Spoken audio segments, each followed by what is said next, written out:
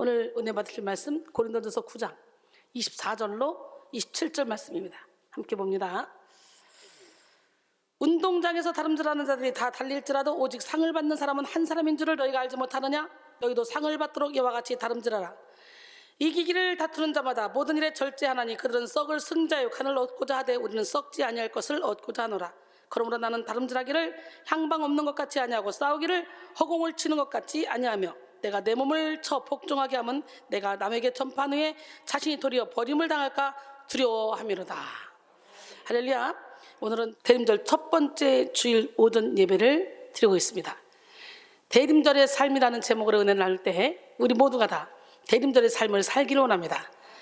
어떤 사람의 삶의 가치를 판단하기 위한 질문으로 이 사람의 인맥이 어느 정도지? 물질이 얼마만큼 있지? 무슨 자동차를 타지? 명성은 어떻지? 자녀들은 어떻게 살아가지? 와 같은 질문들이 사용되곤 하죠. 하지만 이런 질문보다 훨씬 더 본질적인 삶의 가치를 겨냥하고 있는 질문이 있습니다. 이 사람은 무엇을 기다리며 살아가고 있지? 라는 질문이죠. 이 질문이 한 사람의 삶의 가치를 판단할 수 있는 이유는 이 질문을 통해 그 사람의 삶의 방향을 알 수 있기 때문입니다. 여러분은 지금까지 무엇을 기다리며 살아오셨습니까? 고린도서 4장 18절에 우리가 주목하는 것은 보이는 것이 아니요 보이지 않는 것이니 보이는 것은 잠깐이요 보이지 않는 것은 영원합니다. 그리고 우리는 겉사람은 낡아져도 날마다 속사람이 새로워지는 삶을 살아야 될 줄 믿습니다.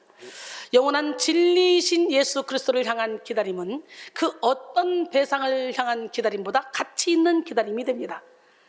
우리가 사랑하는 사람의 편지만 받기도 또 메시지를 받기, 카톡을 기다리는 것도 얼마나 애절하게 기다려집니까? 근데 우리를 영원한 길로 인도하실 주님이 내 안에 주인으로 오시길 기다려야 되는데 너무도 많은 사람들은요, 주님 잠깐만, 내가 할 일이 좀 많거든요. 지금 이 모습은 보여드릴 수가 없어요. 잠깐만 눈 감아주시고 내가 세상에서 마음껏 살다가 죽을 때쯤 되면 그때 내가 주님을 모셔드릴게요. 여러분, 우리는 다 시한부 인생이에요. 언제 어떤 일이 벌어질지 아무도 몰라요. 그러게 날마다 주님 오실 날을 기다려야 돼. 날마다 대림절의 삶을 살아야 돼. 그리스도를 기다리는 인생은 예수를 향하여 방향 잡힌 인생을 살게 합니다. 예수 그리스도를 간절히 바라고 원하며 간구하는 인생이 되는 거죠.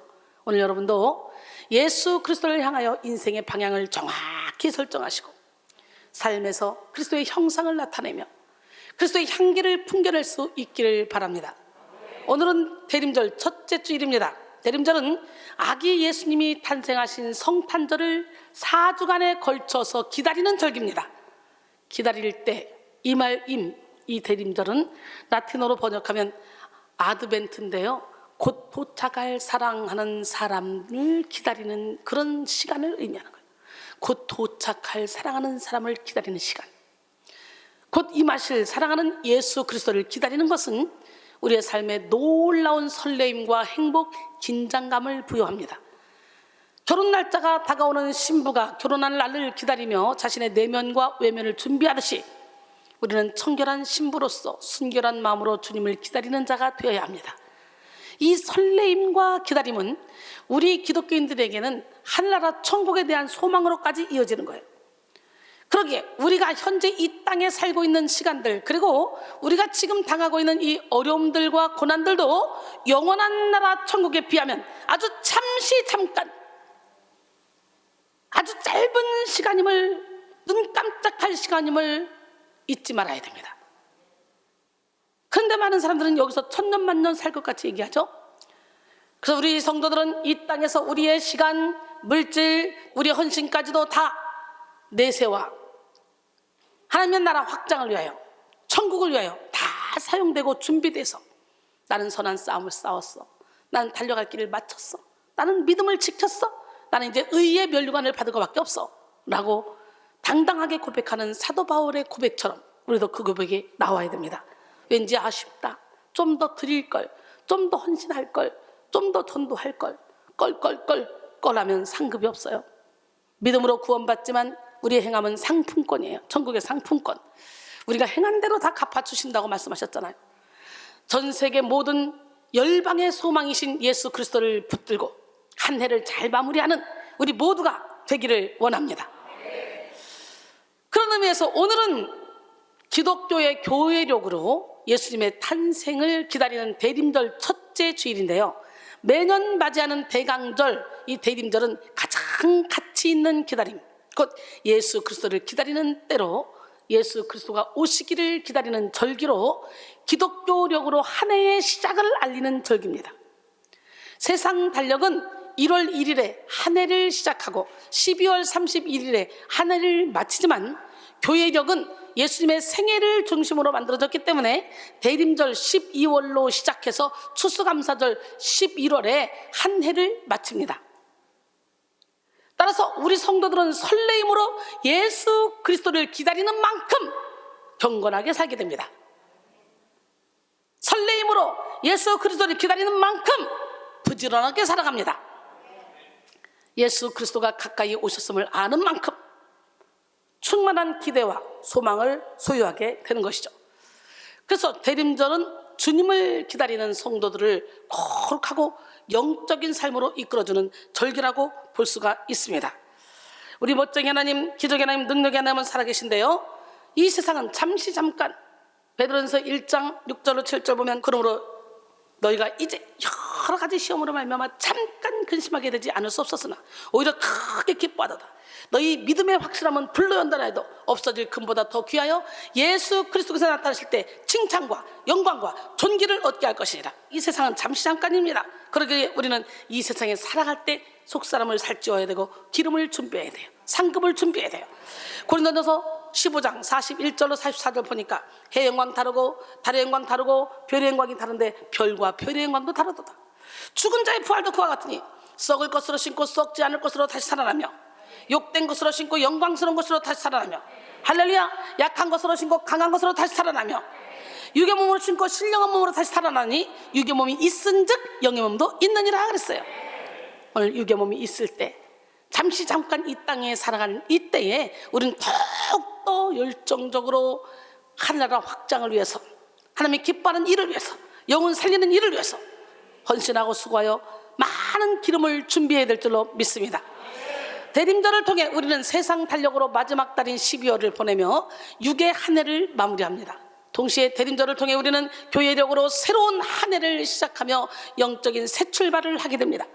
바로 이 시간 여러분 모두가 영의 눈이 열리고 영의 귀가 열려서 곧 오실 예수 그리스도를 바라보고 기다리는 은혜를 누리시길 바랍니다.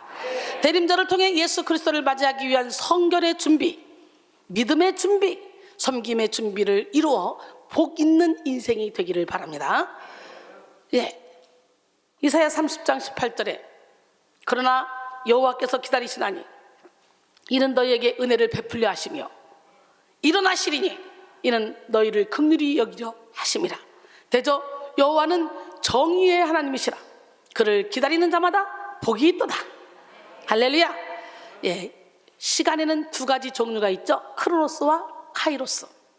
크로노스는 우리가 일반적으로 경험하는 24시간을 의미하고, 카이로스는 하나님의 시간, 하나님의 때, 하나님의 개입하신 그 시간을 의미하는데요, 영적으로 확 열려있으면 우리는 날마다 24시간 일반적인 시간을 보내는과 동시에 카이로스의 시간을 보내게 됩니다. 우리 이병수 장로님 요즘에 카이로스의 시간을 보내고 있어요. 계속적으로. 우리 하나님 살아계신데요, 여러분, 카이로스의 시간은 하나님의 시간이에요. 하나님의 때를 의미합니다. 그리스도인들은 날마다 크로노스의 시간을 살아가지만 카이로스를 앙망하며 살아가죠. 특별히 대림절은 예수님이 오실 카이로스의 때를 기다리는 대표적인 절기입니다. 대림절이 지켜지기 시작한 것은 주후 4세기경부터인데요, 당시 초대교회는 성탄절 4주 전부터 예수 그리스도의 오심을 기다리며 성탄절을 준비했습니다. 그리고 7세기 후반에 이르러서는 대림절에는 예수 그리스도의 초림뿐만 아니라 재림을 기다리는 의미가 추가되었어. 지금 우리가 지키는 이 대림절은 초림의 주님을 기억하고 다시 오실 주님을 기다리며 선포하는 그런 절기가 되었어요. 2000년 전 주님은 갓난아기의 모습으로 출임하셨지만 재림하실 때는 세상의 심판의 주로 오십니다.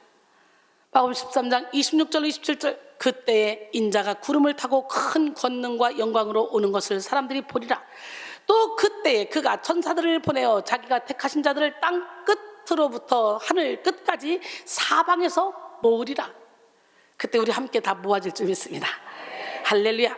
우리는 대림절 4주를 통해 이미 오신 예수 그리스도를 기억하고 다시 오실 예수 그리스도를 기다리며 예수 그리스도로 말미암아 이루어지는 변화를 경험해야 합니다. 전통적인 절기상의 의미에 따르면 대림절 첫째 주일에는 곧 오실 구세주를 깨어서 기다려야 하는 교회의 종말론적 자세를 강조하고, 두 번째 주일은 구세주의 오심에 대비하여 마땅히 해야 할 회개를 촉구하며, 세 번째 주일은 구세주께서 오실 날이 가까웠으니 기뻐해야 함을 권고합니다. 그리고 네 번째 주일은 예수님의 탄생을 예고하고 예수님이 누구신지 밝힙니다. 이런 대림절 기간에는 4개의 초를 준비해서 보라색, 연보라색, 분홍색, 흰색 순으로 초를 밝혀서 예수 그리스도가 가까이 왔음을 알립니다.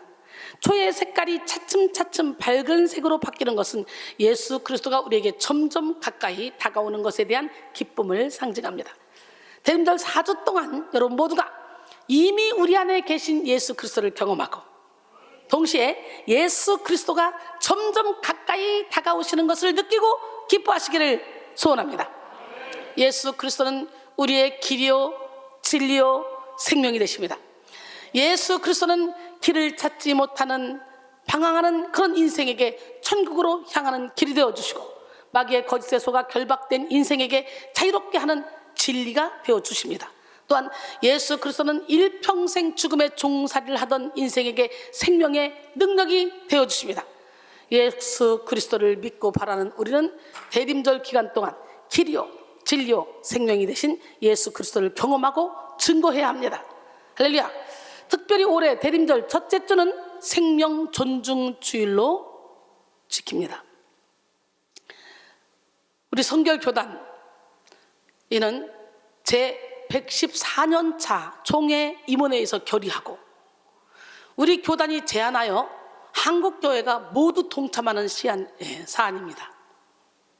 현재 한국 사회는 낙태죄, 존폐 문제로 혼란스럽습니다.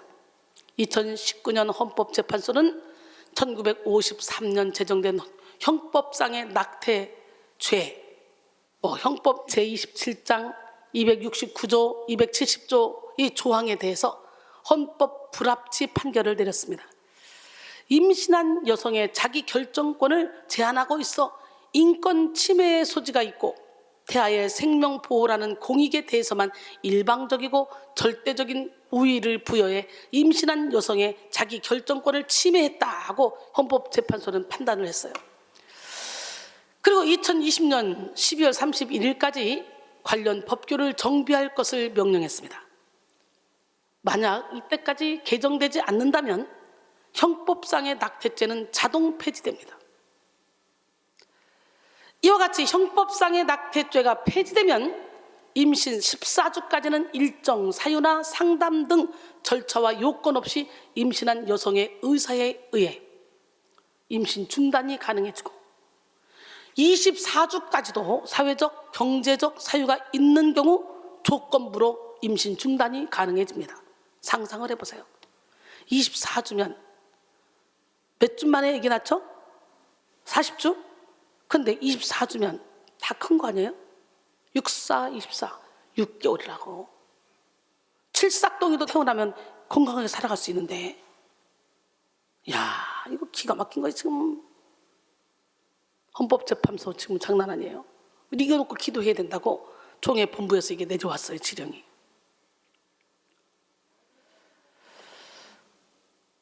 사실 우리나라는 낙태가 금지된 상황 속에서도 OECD 회원국 중 압도적인 낙태율 1위 국가입니다. 1위. 안 좋은 건 다 1위야. 현재도 형법상 낙태죄가 있지만 하루 3,000명 이상, 매년 110만 명의 태아. 이게 언제 거냐면 2017년 대한산부인과 의사회 발표가 이게 110만 명 이상이 살해되고 있는데요. 매년 태어나는 신생아의 2, 3배의 태아가 생명의 빛을 보지 못하고 사망의 그늘로 떨어지고 있습니다.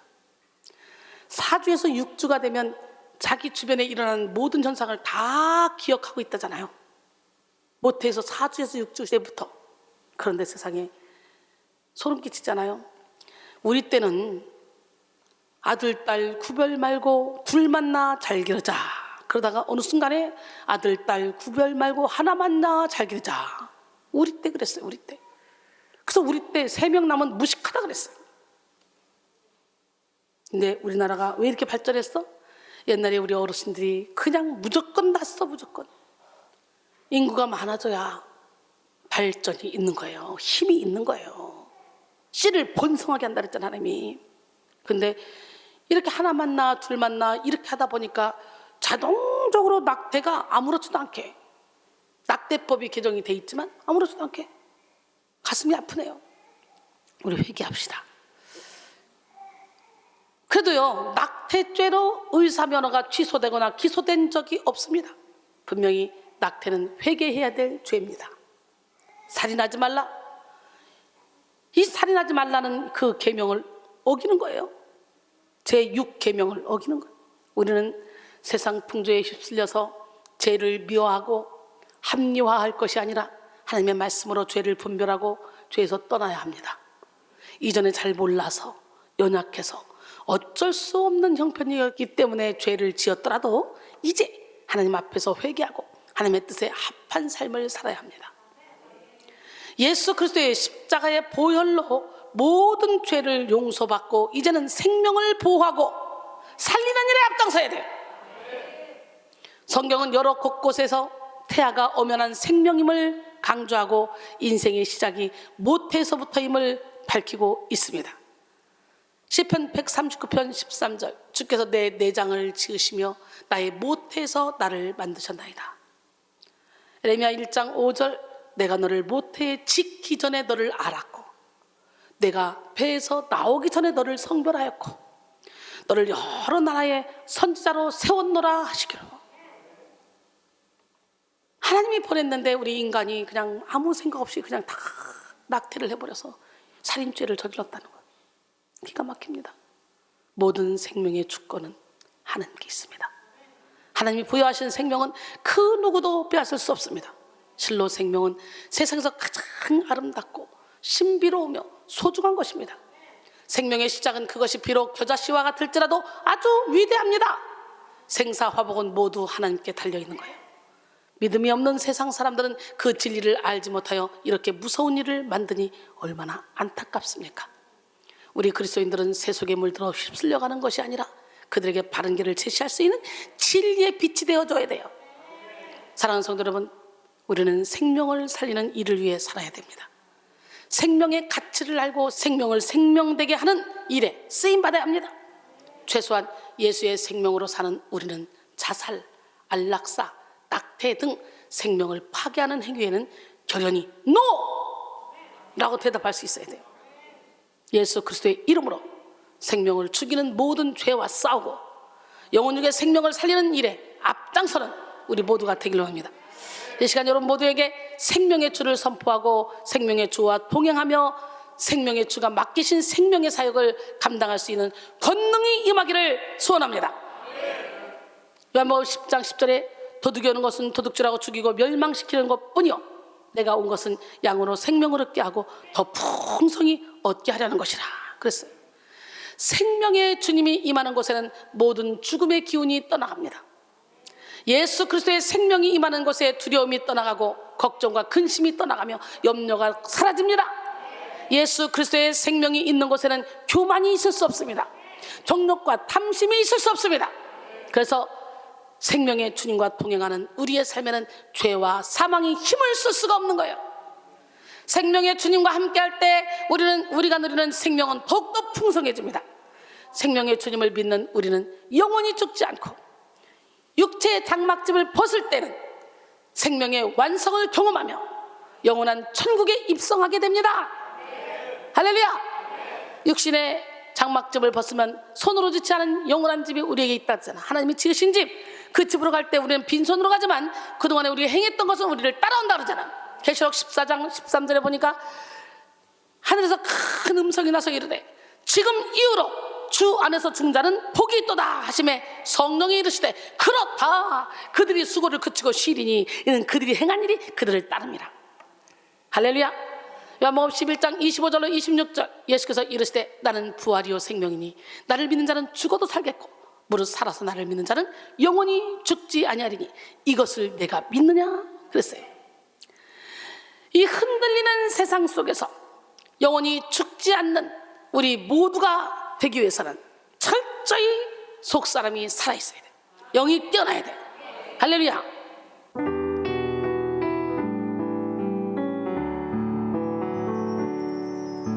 흔들리는 세상 속에서 이리저리 흔들리려네. 거친 파도 같은 세상 나의 영혼 짓누르네. 흔들리는 세상 속으로 내려오신 구원자 예수. 쓰러지고 무너진 우릴 일으키시는 주님. 날 붙잡아 주시고 날 이끌어 주시네. 흔들리는 갈대와 같은 날 주의 손으로 잡아주시네. 날 치료해 주시고 날 붙들어 주시네.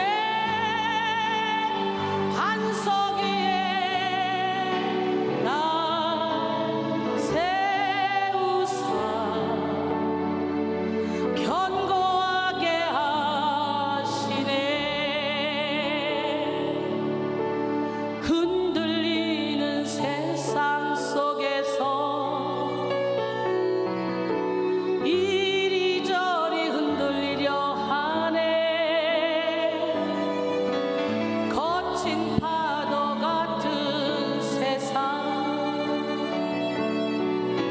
나의 영혼 짓누르네. 흔들리는 세상 속으로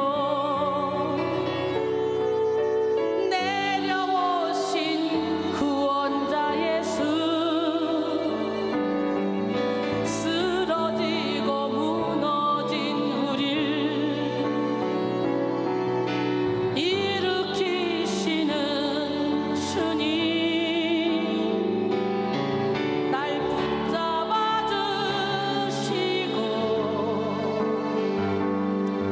날 이끌어 주시네. 흔들리는 갈대와 같은 날 주의 손으로 잡아주시네. 날 치료해 주시고 날 이끌어 주시네. 반석 위에 날 세우사 견고하게 하시네. 견고하게 하시네. 아멘. 처음 듣죠? 우리 백송가입니다. 김미리 목사님이 작사, 강하은 전사님이 작곡, 이순희가 편곡, 셋이 합작해서 이런 은혜로운 곡이 나왔습니다.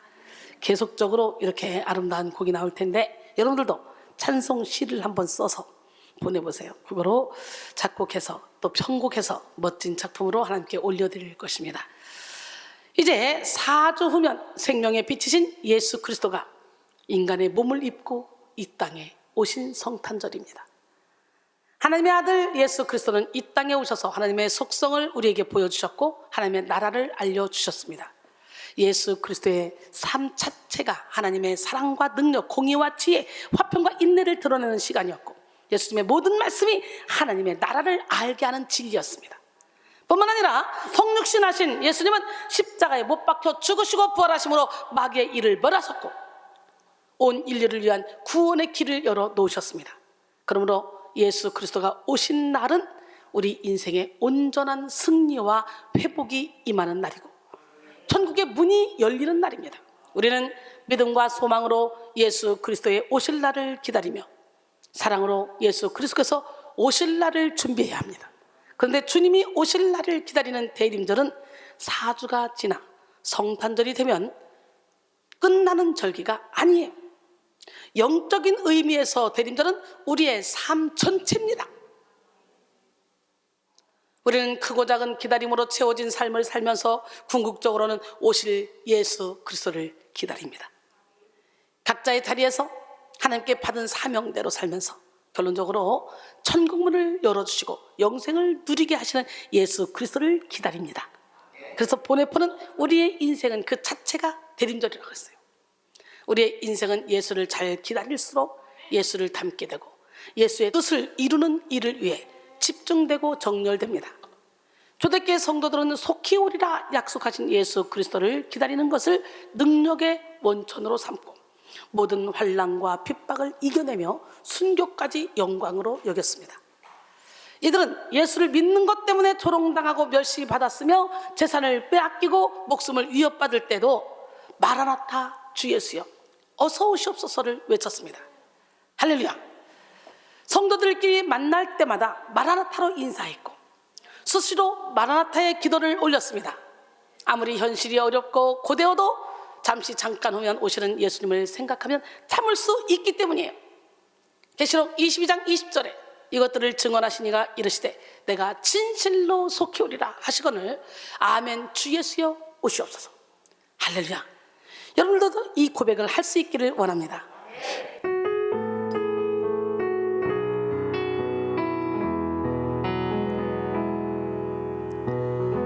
마라나타 주 예수여 어서 오시옵소서. 땅의 모든 모든 족속 주를 찬송하게 하소서. 마라나타 주 예수여 어서 오시옵소서.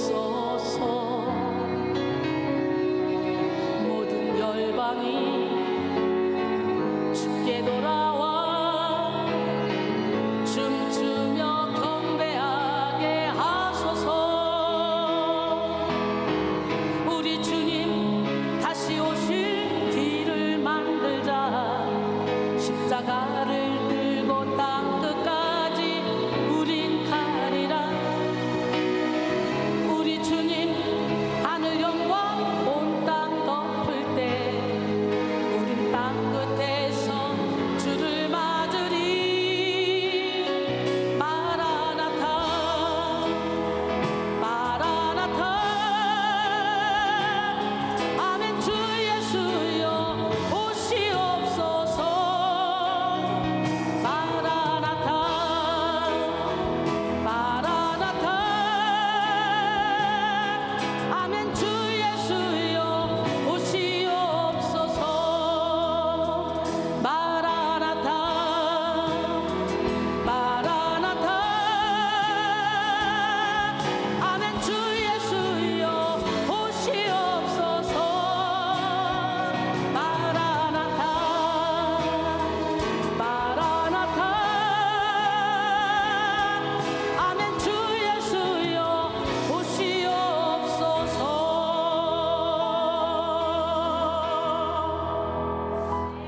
할렐루야. 예, 이런 삶을 살기 위해서 여러분의 영생토록 멋지고 아름답게 살기 위해서 우리는 이 땅에 사는 날 동안, 육신의 옷을 입고 있는 날 동안 날마다 대림절의 삶을 살아야 돼. 주님을 기다리는 삶. 할렐루야. 우리에게 예수 그리스도께서 오시는 날은 최후 승리의 날이고 최종적인 결산의 날입니다. 예수께서 오시는 날을 바라볼 때 우리는 이 세상에 썩어질 일에 집착하지 않게 됩니다. 예수께서 오시는 날을 기다릴수록 우리는 주의 뜻을 따라 더욱더 뜨겁게 기도하게 되고 사랑하게 되며 봉사하게 됩니다. 이 시간 여러분 모두가 우리 인생 전체가 대림절의 삶임을 깨닫고 삶으로 대림절의 은혜를 누리시기를 소원합니다. 저는 날마다 대림절의 은혜를 누리고 살고 있잖아요. 베드로전서 4장 7절로 10절, 만물의 마지막이 가까웠으니 그러므로 너희는 정신을 차리고 근신하여 기도하라. 무엇보다도 뜨겁게 서로 사랑할지니 사랑은 허다한 죄를 덮느니라. 서로 대접하기를 원망 없이 하고 각각 은사를 받은 대로 하나님의 여러 가지 은혜를 맡은 선한 청지기 같이 서로 봉사하라. 할렐루야. 사도 바울은 오늘 본문을 통해 대림절의 삶을 운동장에서 달리게 하는 것으로 비유했습니다. 당시 고린도 지역에서는 2년에 한 번씩 이스트미안 경기가 열렸습니다. 이 경기는 오늘날로 말하면 올림픽 경기와 같은 것입니다. 고린도 지역에 살고 있는 사람들은 이스트미안 경기에 출전하는 것 자체를 커다란 명예로 생각했습니다. 반대로 이 경기에 출전했다가 실격당하는 것을 최대 수치로 생각하고 있었습니다.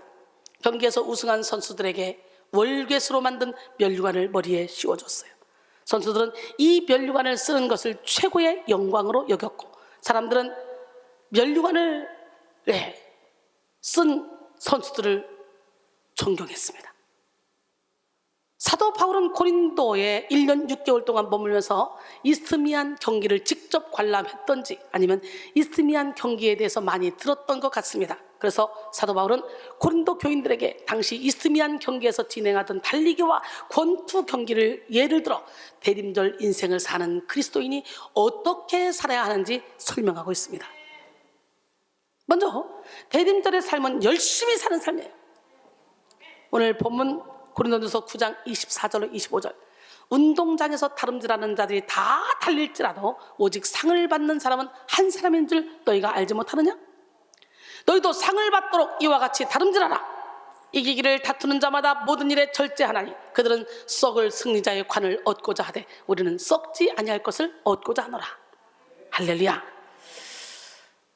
바울은 세상을 살아가는 모든 사람들이 운동장에서 다름질하는 것과 같은 삶을 산다고 하고 있습니다. 어때요? 진짜 우리 이명주 권사님 운동장에서 다름질하는 것처럼 살아요. 아침에 출근하잖아. 학교 선생님이잖아. 출근했다가 인천으로, 제가 인천에 있으면 인천으로, 제가 보령에 있으면 보령으로, 제가 대구에 있으면 대구로. 그래서 금요철에 예배 드리고 날 새고 올라왔어요. 여기요. 와서 어저께 하루 종일 또 김장하고. 이야, 이렇게 다름질하는 삶을 살고 있는데 어때요? 저 역시 밤낮으로 다름질하는 삶을 살고 있잖아요. 우리 교회는 다름질하는 삶을 사는 사람이 많아요. 우리 안진선, 우리 조주영 권사님 봐봐요. 이야, 정말 대단합니다. 요즘에는 직업이 없는 사람들도 다름질하는 삶을 살아요. 정영임 보세요. 정영임 권사님 지금 시험 공부한다고 오늘 새벽에 올라가서 김장하고, 인터넷에서 예배드리고 시험 공부하겠다고. 시험 기간이 다음 주인데도 불구하고 김장한다고 3박 4일 그냥 올인해버렸잖아요. 우리 한경수 권사님도 요즘 아주, 아니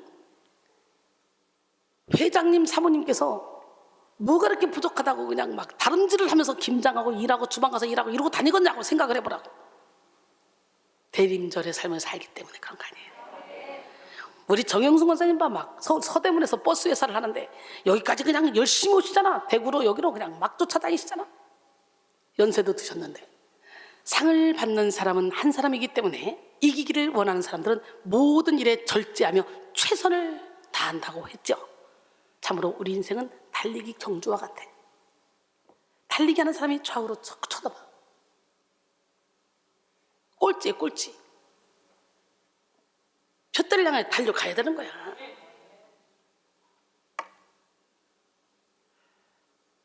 달리기 경주에 참여한 선수는 천천히 걷거나 대충 달려서도 안 돼. 상을 받을 수 없어. 상을 받으려면 전력 질주해야 돼. 목표 지점만을 향해 모든 에너지를 집중시켜 힘을 다해 뛰어야 됩니다. 지금도 세상에 많은 사람들이 전력 질주를 하며 달리기를 하듯이 열심히 살아갑니다. 근데 그 열심이 어디를 향해 있나 이거지. 돈을 벌기 위해, 공부를 하기 위해, 운동을 하기 위해 새벽같이 일어나고 열정적으로 살아가죠. 자기 분야에서 전문가가 되고 성공을 이루기 위한 시간, 물질, 노력 이런 것들을 아낌없이 투자하잖아요. 세계적인 가수인 머라이어 캐리는 자신이 원하는 방식으로 노래하기 위해서 침대 주변에 20개의 가습기를 설치하고 한 번 누우면 15시간을 내리찬다고 합니다. 피겨스케이팅으로 세계 정상에 올랐던 김연아 선수는 하나의 기술을 완벽하게 익히기 위해 수천 번을 훈련했다고 합니다. 그녀의 어머니 박민 씨는 아이의 재능에 꿈의 날개를 달아라 라는 책을 통해 사람들은 경기 중 연아의 의연함에 놀란다. 실수를 하면 관중은 조마조마한데도 연아는 오히려 웃으며 리듬을 찾는다. 그런데 그 자신감은 그동안 흘린 땀, 눈물, 잠 못 자고 투자한 시간, 포기한 즐거움 등 모든 것이 합쳐져서 나오는 것이다 라고 했습니다. 일생 동안 3,000여 개의 발명품과 1,000여 개의 특허품을 낸 에디슨도 하루에 5시간만 자고 19시간을 연구실에서 보냈다고 합니다. 그는 죽기 전날까지도 연구에 몰입했습니다. 이렇게 세상 사람들도 성공을 위해 힘을 다해 살아가고 있습니다. 저는요, 일단 이거 해놓고 자야지. 그리고 어떻게 하다 보면 몸이 너무 힘들 땐 나도 모르게 그냥 뻗어. 그때 잠깐 자는 거지. 이제 이 힘들 때는 자야지.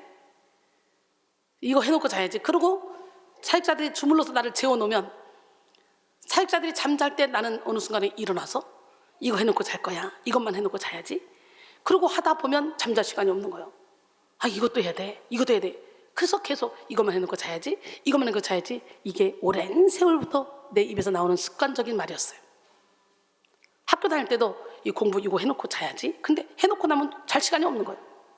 이렇게 달리시 달려왔는데 잠 못 잔 사람 같이 보여요? 사도 바울은 오늘 본문 24절과 25절을 통해 세상 사람들은 썩을 승리자의 관을 얻고자 하면서도 그토록 열심히 사는데 썩지 아니할 면류관을 얻고자 하는 그리스도인들은 마땅히 세상 사람들보다 더 열심히 살아야 함을 강조하고 있는 거예요. 로마서 12장 11절에 부지런하여 게으르지 말고 열심을 품고 주를 섬기라 그랬어요.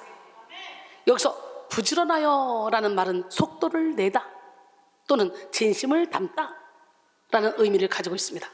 또 게으르지 말며 라는 말은 근심, 걱정 또는 부끄러움으로 뒤로 빼거나 늑장을 부리지 말 것을 의미합니다. 손에 쟁기를 잡은 자는 좌로나 우로나 보면 안 돼요. 그냥 앞만 보고 달려야 돼요. 마지막으로 열심을 품고 주를 섬기라는 말은 영적인 열정을 품고 주의 일을 감당하라는 그런 의미입니다. 즉 정리하면 세상의 일로 인한 근심이나 염려 또는 인간적인 생각으로 인하여 뒤로 빼거나 늑장을 부리지 말고 속도를 내서 진심을 담아 영적인 열정과 진심으로 일하라는 거예요. 그래서 예수님께서 씨 뿌리는 비유에서 이렇게도 말씀하셨습니다. 누가복음 8장 14절에 가시떨기에 떨어졌다는 것은 말씀을 들은 자이나 지내는 중 이생의 염려와 재물과 향락의 기운이 막혀 온전히 결실하지 못하는 자요. 이처럼 세상의 일에 대한 염려와 세상을 쫓는 일은 하나님을 섬기는 열정을 식게 할 뿐만 아니라 아무런 열매도 맺지 못하게 합니다. 그러므로 말세에는 세상의 일로 인한 근심이나 염려 또는 인간적인 생각으로 머뭇거리지 말고 영적인 열정과 진정으로 일해야 합니다. 그런데 오늘날 많은 그리스도인들이 오직 믿음으로 구원을 얻는다는 종교개혁의 취지를 오해하여 나태하게 살아갑니다. 오직 믿음이란 우리의 게으름과 나태함을 핑계대기 위한 복음이 아닙니다. 종교개혁 당시에 오직 믿음을 지키기 위해 많은 사람들의 희생과 눈물, 땀이 있었습니다. 결코 쉽게 생각할 수 있는 복음이 아닙니다. 그런데 예수를 구주로 영접한 후 자신은 천국으로 가는 구원 티켓을 얻었다고 생각하며 안심하고 주의 일에 게으른 사람들이 많이 있습니다. 바울이 본문 서신을 보낸 고린도 교회 안에도 세상 사람들의 육적인 열심에도 미치지 못하는 그런 게으른 성도들이 있었어요. 바울은 이와 같은 삶을 강하게 비판했고 그리스도인들의 게으름을 질타했습니다. 그래서 버터는 게으름뱅이는 시간을 낭비하는 것이 아니라 자기 자신을 낭비하는 것이다. 게으름보다 인간을 더 우울하게 만드는 것은 없다라고 했습니다. 우리가 받은 구원은 무가치에서 거저 주어진 것이 아니라 값을 측정할 수 없는 예수 그리스도의 생명으로 이루어진 것입니다. 우리는 하나님의 독생자의 생명을 값주고 허물과 죄에서 건진받았고 하나님의 자녀가 되어 천국을 유업으로 받게 되었습니다. 그러므로 우리는 마땅히 예수 그리스도를 위해 부지런히 살아야 돼요. 생명의 면류관을 주실 주님을 바라보며 힘을 다해 믿음의 경주를 달려야 합니다. 히브리서 12장 1절로 2절 이러므로 우리에게 구름같이 둘러싼 허다한 증인들이 있으니 모든 무거운 것과 얽매이기 쉬운 죄를 벗어버리고 인내로서 우리 앞에 당한 경주를 하며 믿음의 주요 또 온전케 하신 이인 예수를 바라보자. 그는 그 앞에 있는 기쁨을 위하여 십자가를 참으사 부끄러움을 개의치 아니하시더니 하나님 보좌 우편에 앉으셨느니라. 할렐루야. 이 땅에 오신 예수 그리스도는 우리가 어떤 열정으로 살아가야 하는지 몸소 보여주셨습니다. 주님은 새벽이 밝기 전에 일어나 기도하셨고 식사하실 겨를도 없이 사역하셨으며 한 곳에 안주하지 않고 영혼을 살리기 위해 전진하셨습니다. 마가복음 1장 35절 39절 새벽 아직도 밝기 전에 예수께서 일어나 나가 한적한 곳으로 가사 거기서 기도하시더니 시몬과 및 그와 함께 있는 자들이 예수의 뒤를 따라가 만나서 이르되 모든 사람이 주를 찾나이다. 이랬을 때 우리가 다른 가까운 마을들로 가서 거기서도 전도하리니 내가 이를 위하여 왔노라 하시고 이에 온 갈릴리에 다니시며 그들의 여러 회당에서 전도하시고 또 귀신을 내쫓으시더라. 할렐루야. 예수님은 열정적인 삶을 사시다가 십자가의 죽음과 부활을 통해 열정의 극치를 보여주셨습니다. 그러므로 그리스도를 따르는 그리스도인은 마땅히 열심히 살아야 합니다.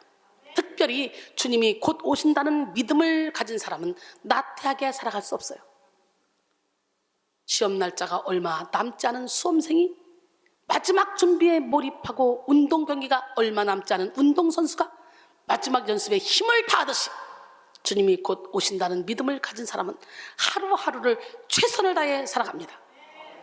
성 어거스틴은 우리가 매일 당하는 그날을 우리 일생의 최후의 날과 같이 알고 살라고 했습니다. 바로 지금 우리는 곧 오실 예수 그리스도를 기다리는 영적인 긴장감을 가지고 하나님이 기뻐하시는 일에 최선을 다해야 합니다. 에베소 5장 16절로 18절 세월을 아끼라 때가 악하니라. 그러므로 어리석은 자가 되지 말고 오직 주의 뜻이 무엇인가 이해하라. 술 취하지 말라. 이는 방탕 것이니 오직 성령으로 충만함을 받아라. 할렐루야. 성령의 충만함을 받는 시간이 되길 원합니다. 바로 지금이 은혜 받을 때요, 지금이 구원 받을 때요, 지금이 축복 받을 때요, 지금이 치료 받을 때요, 지금이 하나님을 만날 때입니다. 보라, 바로 지금이. 아멘.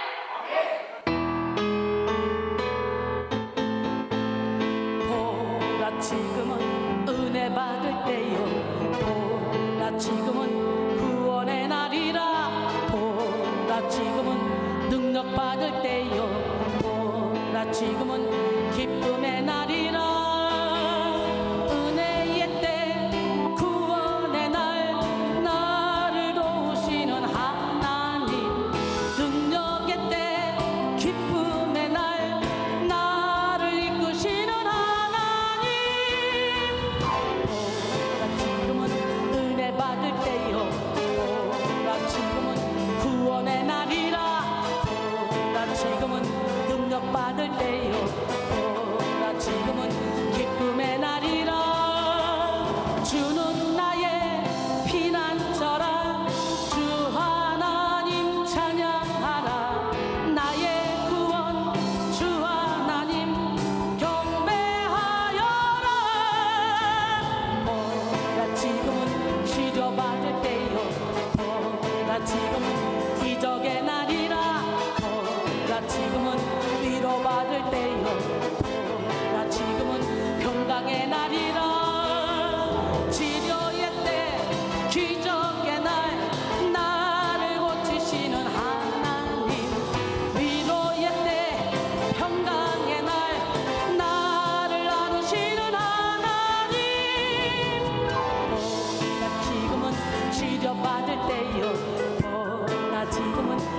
기적의 날이라 보라 지금은 위로받을 때요 보라 지금은 평강의 날이라 주는 나의 피난처라 주 하나님 찬양하라 나의 구원 주 하나님 경배하여라 나의 주님 주 하나님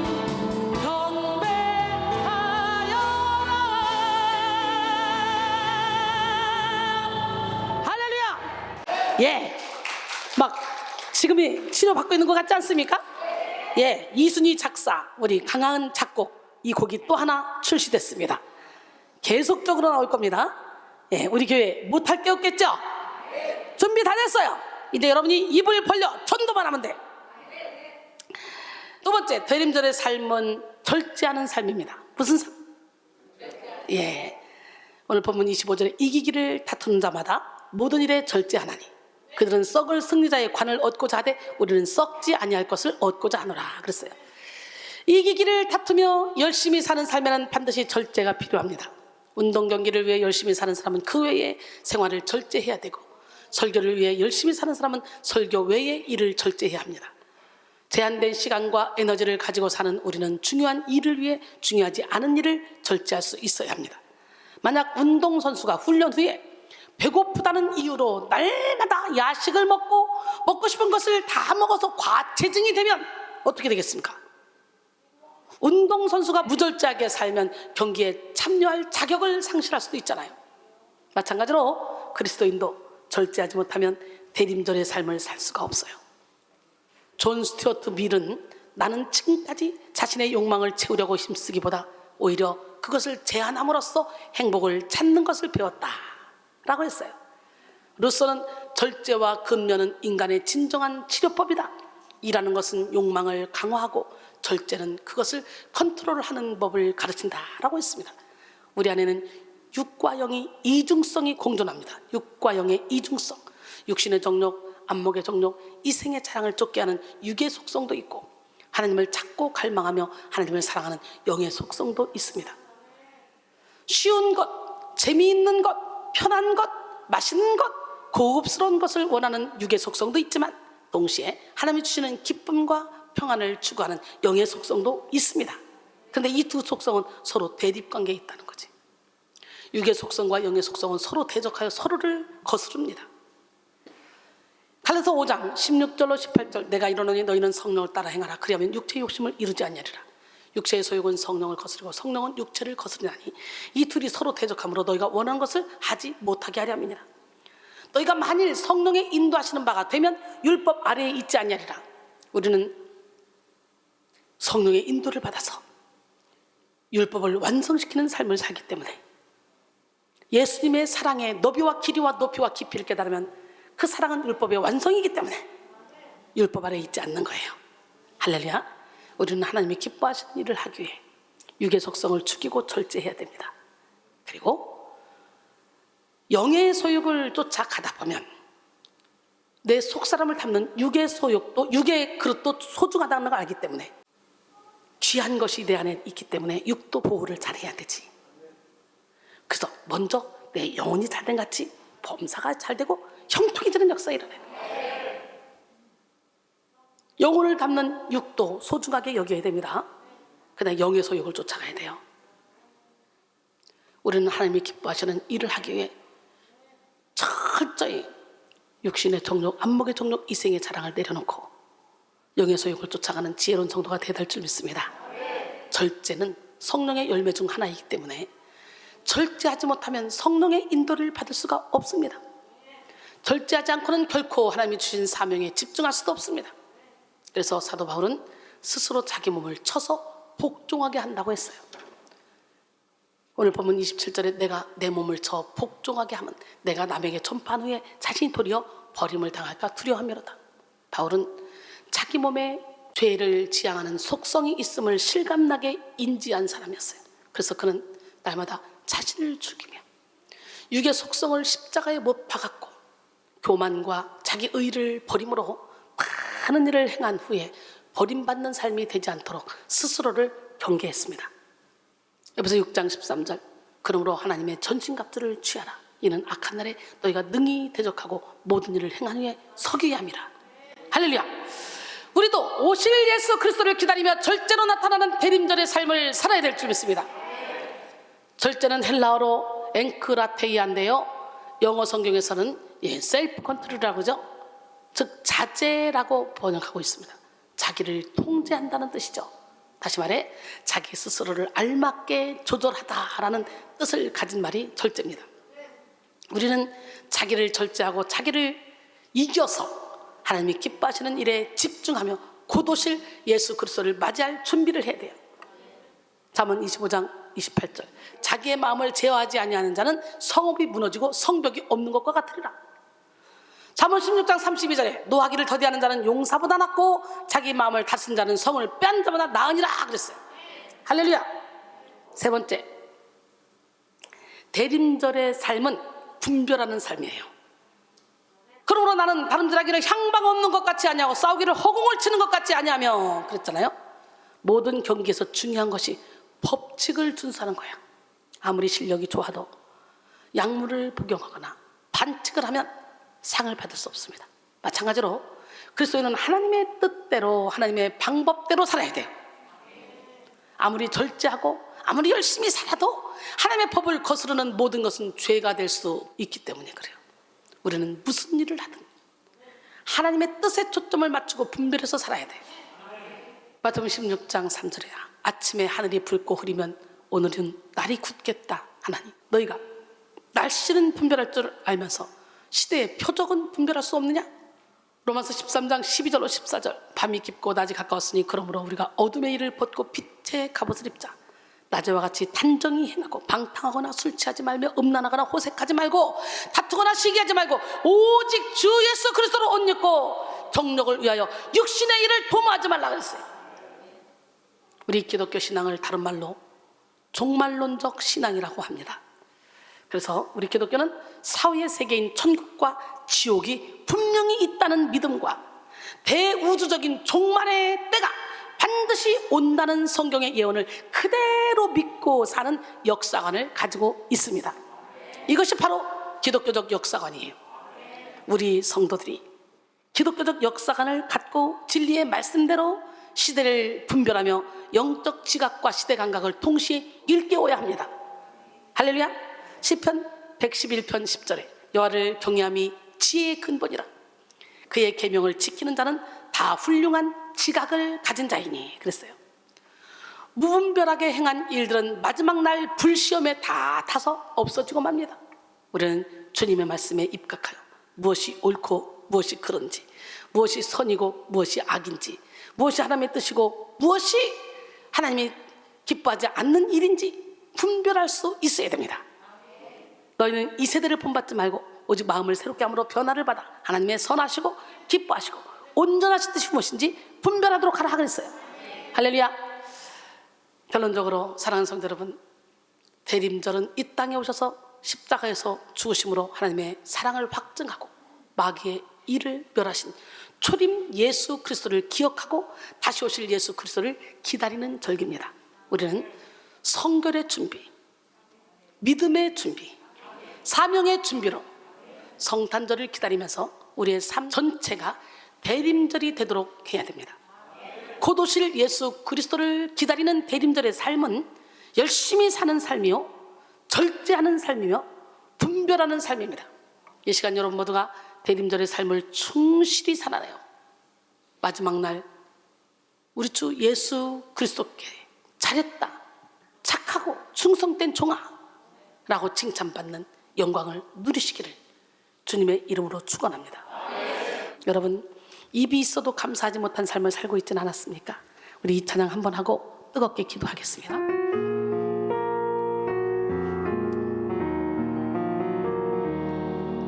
입이 있으나 감사하지 못했고 눈이 있으나 주를 보지 못했고 귀가 있으나 주님 음성 듣지 못했고 우리 주님을 느끼지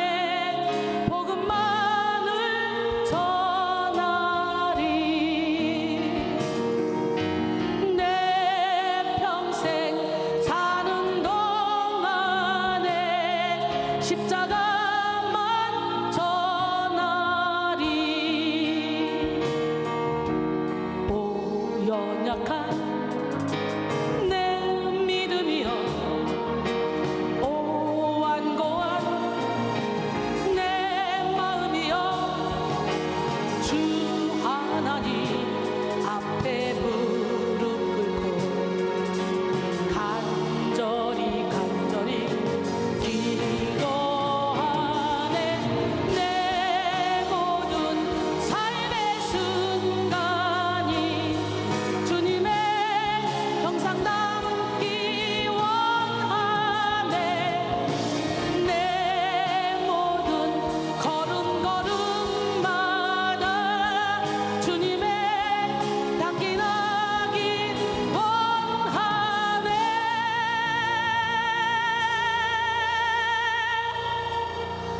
내 평생 사는 동안에 복음만을 전하리. 내 평생 사는 동안에 십자가